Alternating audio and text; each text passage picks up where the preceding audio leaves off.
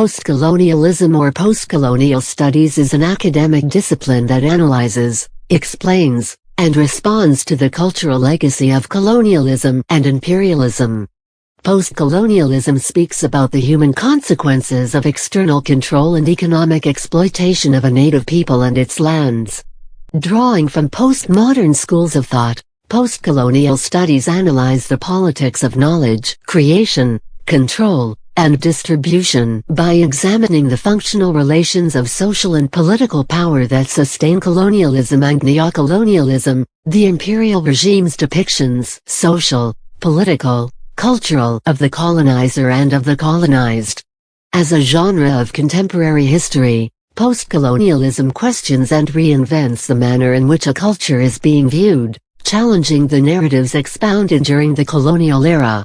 Anthropologically, it records human nations between the colonists and the peoples under colonial rule, seeking to build an understanding of the nature and practice of colonial rule. As a critical theory, it presents, explains, and illustrates the ideology and practice of neocolonialism with examples drawn from history, political science, philosophy, sociology, anthropology, and human geography.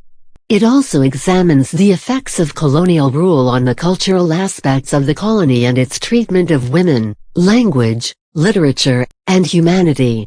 As an epistemology, the study of knowledge, its nature and verifiability, as an ethics, moral philosophy, and as a politics, affairs of the citizenry, the field of postcolonialism address the politics of knowledge, the matters that constitute the postcolonial identity of a decolonized people, which derives from the colonizer's generation of cultural knowledge about the colonized people, and 2. How that Western cultural knowledge was applied to subjugate a non-European people into a colony of the European mother country, which, after initial invasion, was effected by means of the cultural identities of colonizer and colonized.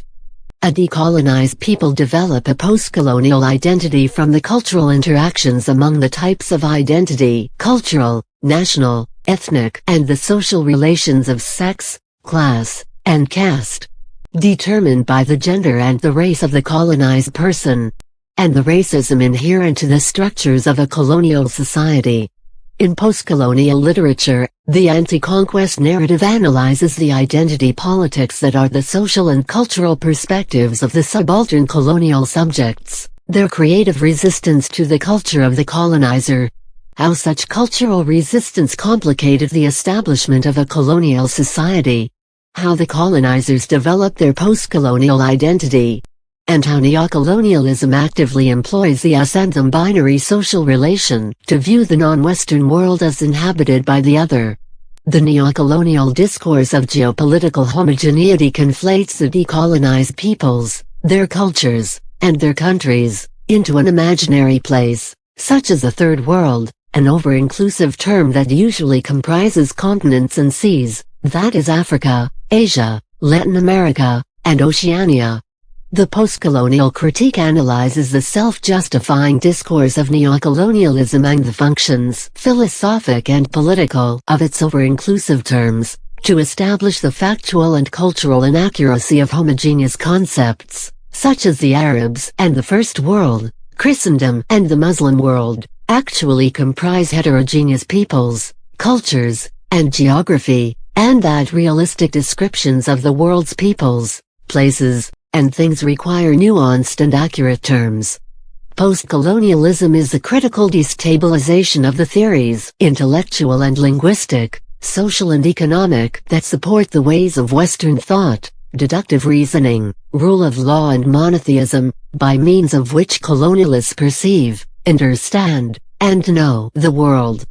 Postcolonial theory thus establishes intellectual spaces for subaltern peoples to speak for themselves, in their own voices, and thus produce cultural discourses of philosophy, language, society and economy, balancing the imbalanced us and them binary power relationship between the colonist and the colonial subjects.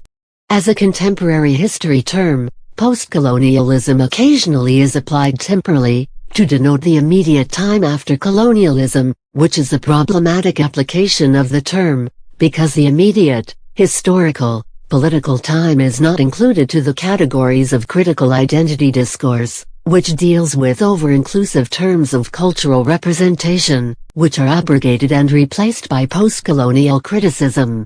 As such, the terms postcolonial and postcolonialism denote aspects of the subject matter, which indicate that the decolonized world is an intellectual space of contradictions, of half-finished processes, of confusions, of hybridity, and of liminalities. In Postcolonial Drama, Theory, Practice, Politics 1996, Helen Gilbert and Joanne Tompkins clarified the denotational functions, among which, the term postcolonialism, according to a too rigid etymology, is frequently misunderstood as a temporal concept, meaning the time after colonialism has ceased, or the time following the politically determined Independence Day on which a country breaks away from its governance by another state. Not a naive teleological sequence, which supersedes colonialism. Postcolonialism is, rather, an engagement with, and contestation of, colonialism's discourses, power structures, and social hierarchies. A theory of postcolonialism must, then, respond to more than the merely chronological construction of post-independence, and to more than just the discursive experience of imperialism. Postcolonial Drama 1996. The term postcolonialism is also applied to denote the mother country's neocolonial control of the decolonized country, effected by the legalistic continuation of the economic, cultural, and linguistic power relationships that controlled the colonial politics of knowledge, the generation, production, and distribution of knowledge about the colonized peoples of the non-Western world.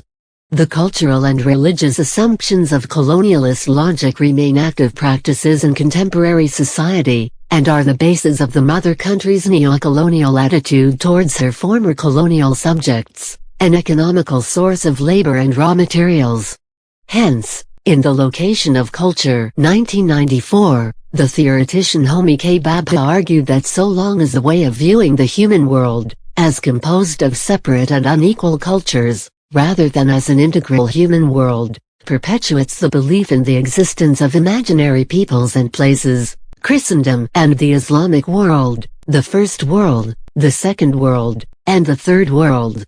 To counter such linguistic and sociologic reductionism, postcolonial praxis establishes the philosophic value of hybrid intellectual spaces, wherein ambiguity abrogates truth and authenticity. Thereby, hybridity is the philosophic condition that most substantively challenges the ideological validity of colonialism.